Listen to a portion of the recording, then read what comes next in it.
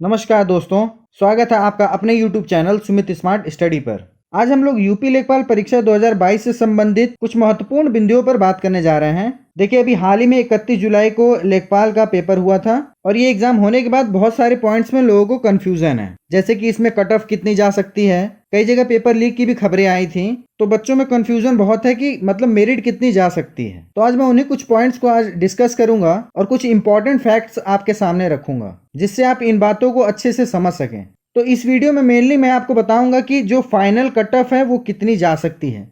देखिए, एक्यूरेट तो final cut off कोई भी नहीं बता सकता, पूरे यूट्यूब पे आप देख लो, कोई भी एक्यूरेट नहीं बता सकता। लेकिन कुछ ऐसी सिचुएशंस बनी है इस समय जिसकी वजह से हम कट ऑफ को गैस कर सकते हैं। वो क्या क्या है वो मैं आपको इस वीडियो में बताऊंगा। दूसरे पॉइंट में हम देखेंगे ये जो लोग 80-85 मेरिट बता रहे हैं, क्या उनकी बात में कोई दम है, इसके बारे में भी मैं आपको बताऊंगा। और सबसे इम्पोर्टेंट जो बहुत बच्चों की मांग है कि क्या री एग्जाम हो सकता है। इसके अलावा मैं उन बच्चों की भी बात करूंगा जिन बच्चों का जो नंबर है वो थोड़ा कम है, ठीक है, उनको डरने की जरूरत नहीं है। देखिए, नंबर जो है अभी आपके थोड़े बहुत और बढ़ सकते हैं, क्योंकि कुछ क्वेश्चंस पे अभी ऑब्जेक्शन किया गया है, और अगर वो ऑब्जेक्शन सही हो जाता है तो उन क्वेश्चंस पे बहुत बच्चों को कॉमन नंबर मिलेंगे। तो आइए ज़्यादा टाइम वेस्ट ना करते हुए वीडियो को शुरू करते हैं। और अगर आप मेरे चैनल पर नए हैं तो प्लीज़ चैनल को सब्सक्राइब जरूर कर लें और बेल आइकन को जरूर दबा दें। आइए वीडियो को शुरू करते हैं।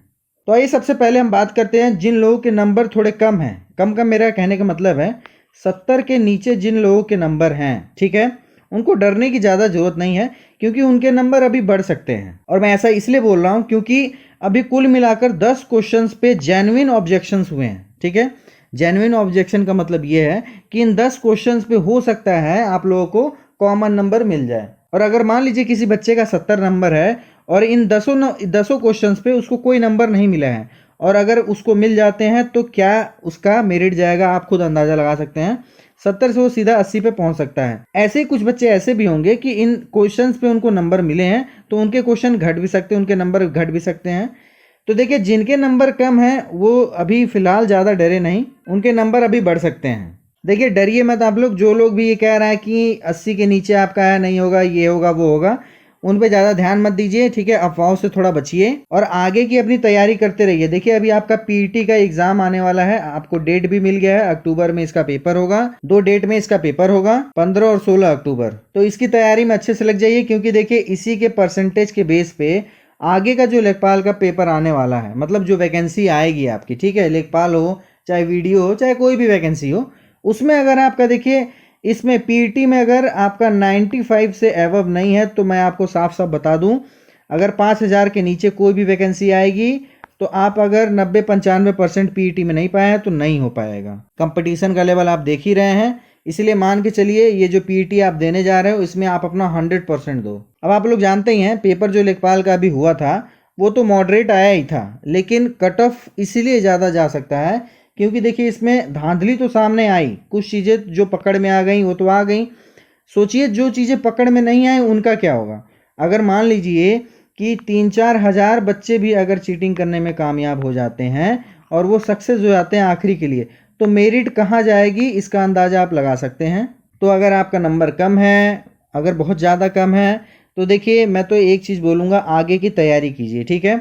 अगर आपका 70 से नीचे है, ठीक है, 70 से नीचे है, बहुत ज़्यादा नीचे है, कहने का मतलब है 65 है या फिर 60 है, तो एकदम सही से बताऊंगा, अगर आपका 60-65 है तो इस पे अभी ध्यान ना दे करके जो आपका पीईटी आने वाला है उस पर अच्छे से ध्यान दे दीजिए, क्योंकि इसका सोचेंगे और आगे का ख़राब कर देंगे तो उसका कोई मतलब नहीं रह जाएगा, ठीक है। अभी देखिए ग्रुप डी का भी पेपर शुरू होने वाला है, अगर आपने ग्रुप डी भरा है तो आप उसकी भी अच्छे से तैयारी कीजिए, वो भी अच्छी खासी वैकेंसी है। अब आइए बात कर लेते हैं क्या री एग्ज़ाम हो सकता है। तो देखिए योगी जी के राज में मैक्सिमम पेपर को कैंसिल कर दिया जाता है, ठीक है, आपने देखा होगा। लेकिन इस समय लगातार इतने पेपर कैंसिल हो गए हैं कि अब गवर्नमेंट भी क्या करे, ठीक है। अब देखिए नीचे से नीचे स्तर तक हर एक कर्मचारी को तो कोई लोकेट नहीं कर सकता है ना, मतलब देख नहीं सकता उसके हर एक संदिग्ध गतिविधियाँ। तो इसीलिए गवर्नमेंट भी चाह रही है कि अगर थोड़ा बहुत इसमें धांधली हुआ हो तो उसको इग्नोर किया जा सके, ताकि वैकेंसी कम से कम कंप्लीट हो। तो मुझे जहाँ तक लगता है ये री एग्ज़ाम होना थोड़ा सा मुश्किल लग रहा है, ठीक है। हाँ, ये 1-2 चीज़ हो सकती है, जैसे कि कई सेंटर पे कई ज़्यादा बच्चे पकड़ाए हैं, अगर वहाँ पे बहुत बच्चों का ज़्यादा नंबर आता है तो उस सेंटर का कैंसिल करके वहाँ री एग्ज़ाम करवाया जा सकता है कुछ सेंटरों का। लेकिन पूरे बच्चों का करवाना मुझे थोड़ा सा अलग लगता है। वो बात अलग है, बच्चे हाई कोर्ट में चले जाएं और हाई कोर्ट अगर कह दे कि दोबारा एग्ज़ाम होना चाहिए तो फिर वो बात अलग है। क्योंकि आपने अभी यूपीएसआई का देखा था, यूपीएसआई में जितनी धांधली हुई उतनी धांधली मुझे नहीं लगता लेखपाल में हुई होगी। यूपीएसआई में जितनी भयानक धांधली हुई है, ठीक है, लेकिन देखिए पेपर अभी तक कैंसिल नहीं हुआ है, तो आप इससे अंदाज़ा लगा सकते हैं कि लेखपाल का पेपर कैंसिल होगा कि नहीं होगा, ये आप खुद सोच सकते हैं। अब आइए बात कर लेते हैं कट ऑफ की। देखिए जो एग्ज़ाम हुआ है उसमें देखिए हिंदी का 25 नंबर का था, ठीक है, मैथ्स 25 थे, जीके का 25 था और ग्रामीण परिवेश का आपका 25 था। और देखिए इसमें निगेटिव मार्किंग भी थी, ठीक है। तो मैं आपको एक अंदाज़ा बताता हूँ कि अगर जो अच्छे से अच्छा बच्चा होगा वो कितने से कितना क्वेश्चन सही कर सकता है, ठीक है। मान लीजिए कोई अच्छा स्टूडेंट है, वो हिंदी में भी अच्छा है, ठीक है, तो वो अच्छे से अच्छा स्टूडेंट 21 से 22 क्वेश्चन सही कर सकता है। बहुत लोग 24 भी करके आते हैं, मैं एक एवरेज ले रहा हूँ, अच्छे स्टूडेंट में भी एक एवरेज ले रहा हूँ, ठीक है। मैथ्स में कोई बच्चा जैसे मान लीजिए 20 से 22 क्वेश्चन कर लिया, ठीक है। जीके में देखिए बहुत ज़्यादा आसान नहीं होता है कोई भी चीज़ करना। पेपर को देखते हुए मैं आपको बता दूं कि 21 से 22 क्वेश्चन बच्चे कर सकते हैं, ठीक है। इसमें भी ग्रामीण परिवेश की मैं बात कर लूँ तो ग्रामीण परिवेश थोड़ा हटके था इस बार, ठीक है। ग्रामीण परिवेश में सबसे ज़्यादा योजनाओं से पूछा हुआ था और उसमें भी टाइटल से ज़्यादा पूछा हुआ था। जैसे कि डायरेक्ट अगर हिंदी में पूरा दे देता योजना के बारे में तो वो बच्चों को करने में थोड़ा आसानी होती, लेकिन जैसे इंग्लिश में PMYK ऐसे ऐसे करके दिया हुआ था तो ये थोड़ा बहुत बच्चों के लिए डिफ़िकल्ट हो जाता है। तो इसमें मैं मानता हूँ चलिए 18 से तब भी 20 क्वेश्चन करने लायक थे अच्छे बच्चों के लिए। अच्छे बच्चे का कहने का मेरा मतलब ये है जो 5-6 महीने या 1 साल से लगे हुए थे और हर चीज़ों को बहुत बारीकी से पढ़ रहे थे। वैसे देखिए गलतियाँ तो अच्छे स्टूडेंट से भी हो जाती हैं, वो अलग एक मैटर है, लेकिन मैं एक एवरेज बता रहा हूँ। तो इसके हिसाब से देखिए 80 से 86 के बीच, ठीक है, हम मान सकते हैं जो अच्छे स्टूडेंट हैं वो पहुँच सकते हैं। पर मेरा कहने का मतलब समझिए, अच्छे स्टूडेंट का यहाँ मतलब ये है कि जो ऊपर वाले बच्चे हैं, देखिए अगर आपका पीईटी में 93% या 95% आया है, ठीक है, तो आप खुद ये भी सोचिए 98% वाले भी तो बच्चे थे। तो ये 98% वाले आपसे थोड़ा सा ज़्यादा है तभी तो 98 पाए हैं, ठीक है। तो ये बच्चे जो हैं मैं इनकी बात कर रहा हूँ यहाँ पे, ठीक है। तो अगर मान के चलिए ये 80-86 हैं, ठीक है, इस लेवल वाले बच्चे 80-86 पे हैं, तो जो थोड़े से उससे नीचे के बच्चे आएंगे, नीचे लेवल के बच्चे आएंगे, तो उससे थोड़ा कम नंबर पे उनका हो सकता है, ठीक है। तो आइए मेल और फीमेल के कट ऑफ के बारे में देख लेते हैं। देखिए मैंने लिखा थोड़ा अजीब है लेकिन मैं अच्छे से आपको समझा दे रहा हूँ। देखिए जनरल का जो कट ऑफ बन सकता है वो 75 से 80 के बीच बन सकता है, ठीक है। क्यों बन सकता है मैंने अभी आपको बताया, ठीक है। मैंने ये 75 से 80 जो आपको बता रहा हूँ इसमें प्लस माइनस आप 2 नंबर ले सकते हो। क्यों? क्योंकि देखिए मैं इतना ज़्यादा मेरिट आपको इसलिए बता रहा हूँ, बहुत लोग कमेंट में गालियाँ भी देंगे, मैं इसलिए ये मेरिट बता रहा हूँ क्योंकि देखो यार धांधली तो हुई है, ठीक है, इसको आप भी नहीं नकार सकते, मैं भी नहीं नकार सकता। अगर मान लीजिए उस धांधली में 50 लोग 100 लोग पकड़े गए हैं तो एक एवरेज निकालिए कितने चोर पकड़े जाते हैं कितने नहीं पकड़े जाते हैं, ठीक है। तो अगर 50 लोग पकड़े गए हैं तो 1000-2000 नहीं भी पकड़े गए हैं। अगर वो 1000-2000 सक्सेस हो गए 80 से ऊपर नंबर लाने में तो मेरिट आप कितना जाएगा खुद समझ सकते हैं, मुझे बताने की ज़रूरत नहीं है, इतना आप खुद समझदार हैं, ठीक है। EWS OBC की बात कर लें तो ज़्यादा कोई डिफरेंस नहीं रहेगा, जनरल से थोड़ा सा अंतर पड़ जाएगा 1-2 नंबर का, जो आप 74 से 79 जा सकता है, ठीक है। SC की बात कर लें तो देखिए 70 से 75 इसकी मेरिट जा सकती है। SC में ज़्यादा डिफरेंस नहीं होता है, ठीक है। ST का जो मेरिट होता है वो थोड़ा डाउन जाता है। तो देखिए ST का जो मेरिट है वो 62 से 67 के बीच में जा सकता है। फिजिकली हैंडीकैप्ड की बात कर लें तो देखिए 65 से 67 के बीच में इसकी मेरिट जा सकती है। अब आइए फीमेल की बात करते हैं। तो देखिए जैसा आपने पीईटी की कट ऑफ जब लेखपाल की बनी थी तो उसमें आपने देखा जनरल मेल जनरल से भी ज़्यादा कट ऑफ गई थी फीमेल की। क्यों गई थी वो आप जानते ही हैं, क्योंकि उस स्टेज पे फीमेल की सिर्फ एक कट ऑफ बनी थी, ठीक है, मतलब कैटेगरी वाइज कट ऑफ नहीं बनी थी, लेकिन फाइनल स्टेज में ये कैटेगरी वाइज कट ऑफ बनेगी।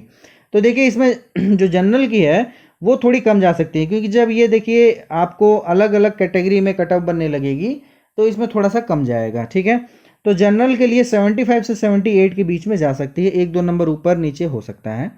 EWS OBC की बात करें तो 73 से 75 के बीच में ये जा सकती है। SC की बात करें तो 65 से लेकर 68 के बीच में, और ST की बात करें तो 60 से लेकर 63 के बीच में। तो ये थोड़ा सा रिव्यू था, मैंने कई चीज़ों को देखा उसके बाद ये चीज़ बनाई है। तो देखो मैं एकदम फिक्स तो नहीं कह सकता कि यही कट ऑफ जाएगी, लेकिन नियर अबाउट यही कट ऑफ इसी के आसपास रह सकती है, जो जो कंडीशंस मैंने आपको बताई उसके हिसाब से, ठीक है।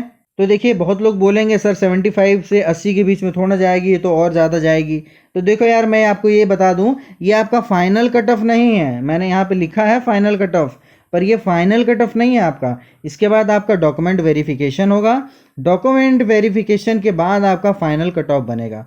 तो वो तो मान के चलिए कि ज़्यादा डिफरेंस नहीं आता है उसके बीच में, लेकिन फिर भी ये आपका फाइनल कट ऑफ नहीं है। इसके बाद DV होगा आपका, ठीक है। तो देखिए आप लोगों को निराश होने की जरूरत नहीं है। अगर जिनका कम है कोई बात नहीं यार, निराश होने की कोई जरूरत नहीं है। आगे बहुत सारे पेपर पड़े हुए हैं।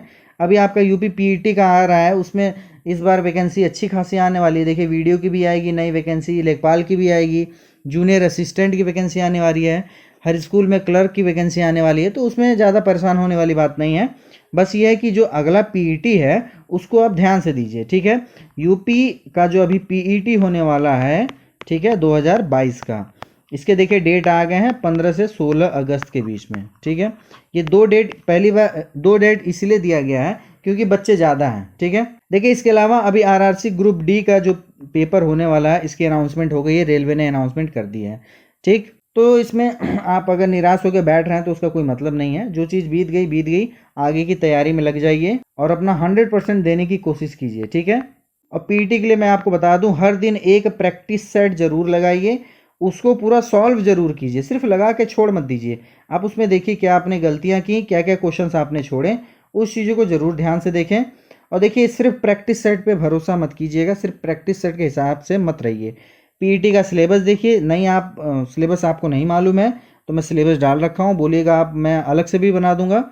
PET का सिलेबस अच्छे से देखिए, हर एक सिलेबस का हर एक पॉइंट को ध्यान से समझिए। देखिए अगर हिस्ट्री में किसी एक पोर्शन को लेके कह रहा है कि उससे 5 नंबर के क्वेश्चन आएंगे, ठीक है, तो आप खुद भी सोच सकते हो यार कौन से 5 क्वेश्चन पूछे जा सकते हैं, ठीक है। इसमें सबसे बड़ा पोर्शन आपको ग्राफ से मिल जाएगा, ग्राफ हो गया आपका, फिर मैथ्स में 5-5 के क्वेश्चन के बंच आते हैं, ठीक है। उस सब से रिलेटेड मैं वीडियोस डाल दूंगा, उसका टेंशन मत लीजिए आप, बस आगे की तैयारी पे ध्यान दीजिए, ठीक है।